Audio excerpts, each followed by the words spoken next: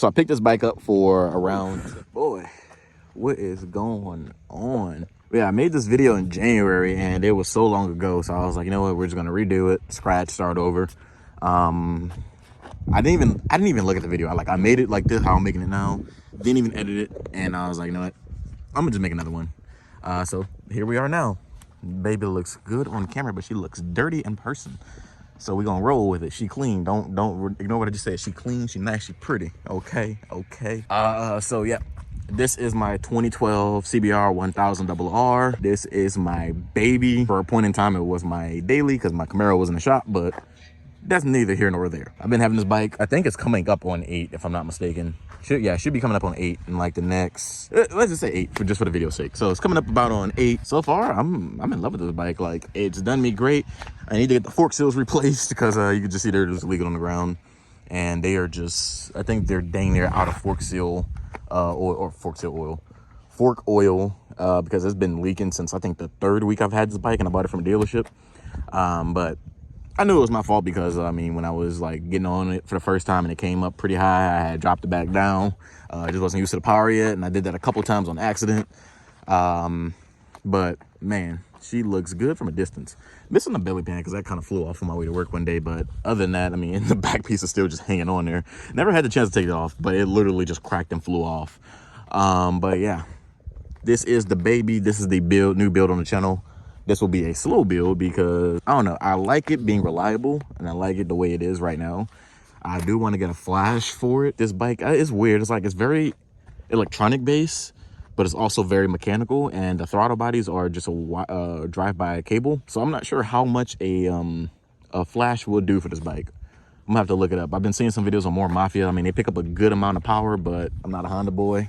I love Yamaha, but I picked this bike up because it was a really good deal. So I picked this bike up for around 7K out the door. It only had 10,000 miles on it. 2012. When I first saw it, it was clean. It wasn't messed up as it is at the bottom. That was my fault.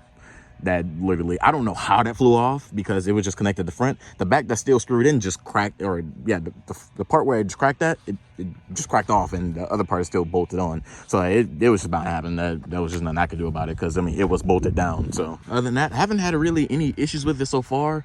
The only issue, like real issue that I had with it, besides like obviously the fork seals, is well, actually no, I have 2 issues. One was the cam chain tensioner. The old owner put a manual cam chain tensioner on there. I didn't know about it. The dealership didn't disclose that. So I thought I blew the motor for like a day. Well, not even a day. It was like probably like a couple hours or so. Then I started up my R6, realized that's what a blown motor sounds like. And I was like, okay, now this is something different. So I did some digging and diving, and I saw that it had a manual cam chain tensioner on there. And I don't know, I didn't really trust the manual cam chain tensioner. So I ended up buying a mechanical one, and long story short, I never even put it on. I just tightened down the manual cam chain tensioner and just made it to where it won't come off again. So hopefully that does not bite me in the butt, but I mean, I didn't break it or anything like that. I just snugged it up there real good. The other issue I had with starter ended up going out or seizing. I don't know what the heck happened to the starter, but it ended up going out and it killed the battery because the battery was just trying to turn over something that would not turn. So it was just killing the battery. I thought it was just like a dead battery or whatnot. So I kept trying, and that's ultimately what killed the battery. Another thing is the oil consumption on this bike sucks. This bike consumes oil at an alarming rate. Brought it up to the Honda dealership. I mean, they didn't say it was normal, but they just say keep an eye on it pretty much. And that's what these bikes are really known for, is just consuming oil. So I went to another Honda dealership to pick up some oil. I was talking to one of the service advisors there, not service advisors, parts salesman and whatnot.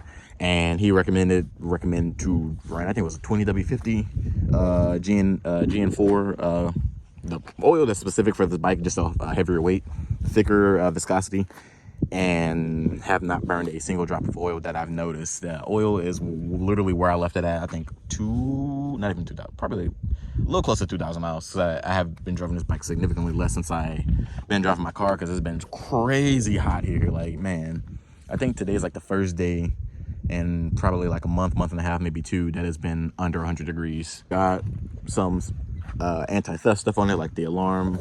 Let me show you. This was just something that was cheap, that was off of Amazon.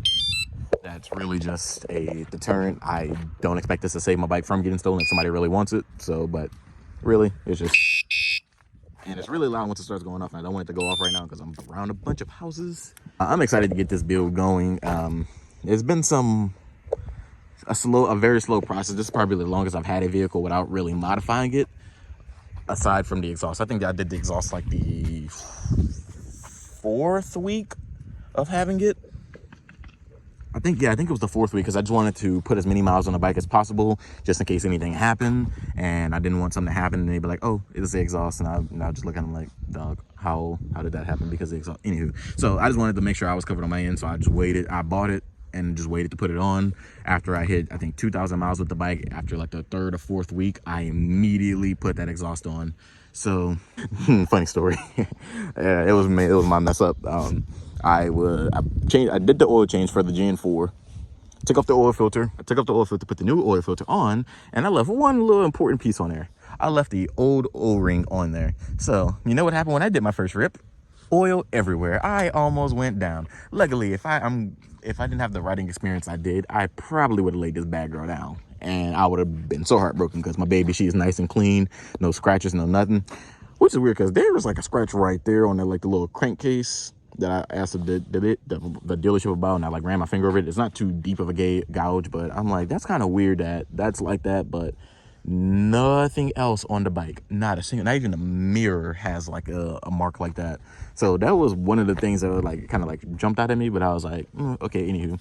So they started it up and it sounded great. So I was like, all right, you know what? You coming home with me. Did the paperwork in like 5-10 minutes and she was mine. So yep, this is the bad girl for the channel for as long as I really want it, honestly. Thinking about, I'm not even lying, I'm thinking about selling it soon just to get an R1. I'm in between because I really am a Yamaha boy, but this bike has been so much fun. It's a lot slower than all the other 1000s, but at the same time, it still has that fun factor, that thrill. And you don't even have to go a million miles an hour to have fun on this bike like a lot of people say you have to do with 1000s. It's not as fun as my R6. I will admit that. I will admit it's not as fun as the 600, but it still gets down and has fun. I haven't really taken it to the twisties yet because I have the Michelin Pilot Road 6s on them, and these tires suck in twisties from what I've learned the hard way. All right, so yeah, I had to start up for a second, but somebody called me, so I had to stop. But I'm not fuel pump, not prime.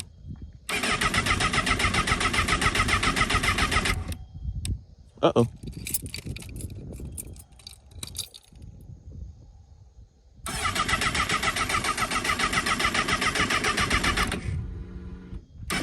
There we go. That was weird. I primed it. That was done. I noticed it didn't prime and my thing wasn't on. So this is the bad girl. Make sure she's up to temp. Yeah, she's at 177. I'm gonna do it just quick west because we're about around a couple houses, so I don't want to piss anyone off because it's like really loud. Yeah. Kind of don't even want to turn it off because that was weird. Okay, never mind. It primed. Okay, so that was weird. All right. So yeah, that's the baby. That's the new bike on the channel. You're gonna see a lot of more videos. I'm gonna try to make a video every week. I'm trying to get on a consistent plan because I get on a consistent plan, then I stop. So trying to be more consistent with this thing. But anywho, hopefully you guys enjoyed. Don't forget to like, comment, and subscribe. All that great stuff. Remember, rubber side down. Peace out.